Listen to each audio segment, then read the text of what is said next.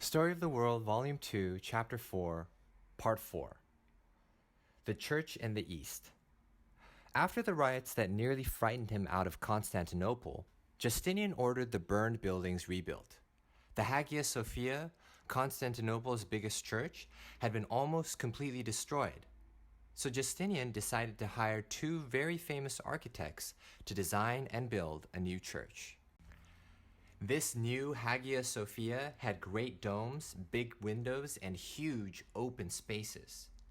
Inside, it was decorated with paintings and mosaics. Mosaics were pictures made by arranging colored pieces into a pattern. These patterns were called tesserae. Tesserae could be made out of stone, marble, glass, wood, clay, or even gold and silver. By setting the tesserae close together, artists could make beautiful patterns, and they could even make pictures of people and animals. Some mosaics were whole scenes, like a man feeding a donkey or an emperor and his whole court. Making a mosaic was slow and careful work. First, the artist would cover the wall or ceiling with a thin layer of plaster, which was thick, white, and sticky like glue. Then, the artist would carefully and slowly begin to put tesserae into place. In a shop or house, the tesserae might be little pieces of colored glass, stone, clay, or wood painted different colors. But in a beautiful church or palace, the tesserae were more likely to be bits of marble or pieces of silver. The mosaics in the Hagia Sophia are especially bright and shining because the artists who made them covered glass cubes with gold and made the backgrounds of the mosaic pictures out of these glittering tesserae. Each glass cube was set into the plaster at a slightly different angle. So when the sun shines on the golden mosaics of the Hagia Sophia, light bounces off the pictures in all different directions. The pictures seem to glow in the light.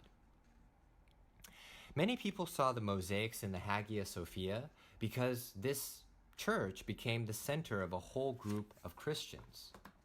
Remember, after the fall of Rome, many Christians in the lands that had once belonged to the Roman Empire believed that the Pope was their leader.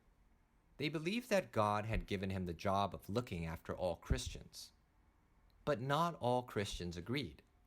Those Christians who lived in Constantinople, as well as many Christians who lived in Africa, Asia, and in the eastern part of the continent of Europe, didn't believe that the Pope should be able to make decisions for the whole church.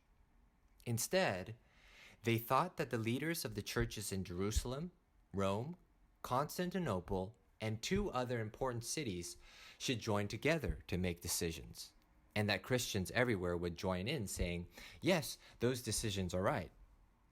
This was a very different way to think about the Christian church. And as time went on, the Pope, who was in the west of Europe, and the leaders of the Christian church in the east disagreed more and more about how the church should be led. Finally, the Christian church divided into two groups. Those who continued to believe in the authority of the Pope became known as Roman Catholics. The Christians further east, including those in the Byzantine Empire, became known as Orthodox or Eastern Orthodox. Orthodox Christians called their leaders patriarchs. They had their own prayers and their own rites, which are rituals that they use to worship God. The Eastern Christians liked to tell stories about Christians from the past who had been faithful to God. One of these Christians was called Nicholas. Here's one story that the Christians of the Byzantine Empire told about Nicholas. Nicholas lived in Asia Minor. His parents were Christians, but they died when Nicholas was very young, leaving him lots of money. Now, in those days, a girl could not get married unless her father gave a gift of money to her husband. In the village where Nicholas lived was a very poor family with 3 daughters. Each girl was in love with a young man and wanted to get married, but their father had no money to give them. One cold, snowy night, Nicholas was walking by the house of this poor family when he heard a girl weeping. He stopped and came closer. There in the window sat one of the daughters, crying and crying. He came even closer until he could hear what she said. "Oh," the girl wept, "I will never be able to marry the man I love. My sisters and I will live here in poverty for the rest of our lives, and all because my father has no money." Nicholas couldn't bear to hear such sadness. He ran quickly home and gathered as many gold coins as he could find into a bag. Then he ran back through the snow to the house where the girl sat weeping. He didn't want anyone to know who had brought the gold, so he drew his arm back, aimed carefully, and threw the bag up into the top of the chimney. A moment later, he heard the girl exclaim, "Look, something has fallen into the fireplace. What is it?" And he crept away, satisfied that he had given the girl and her father enough money to arrange for her wedding. But later that night he thought, what about her two sisters? Suppose they wish to get married too. Who will pay the money for them? So the next evening, Nicholas returned with another bag of gold. Again, he threw the bag down the chimney into the fireplace. And the next night, he came back with a third bag of gold and did the same thing. The next spring, all three daughters were married. They wore beautiful gowns stitched with gold and wreaths of white flowers on their heads. Their father and mother danced together with joy at the wedding feast. And Nicholas watched, happy that his gift, given in secret, had brought so much happiness.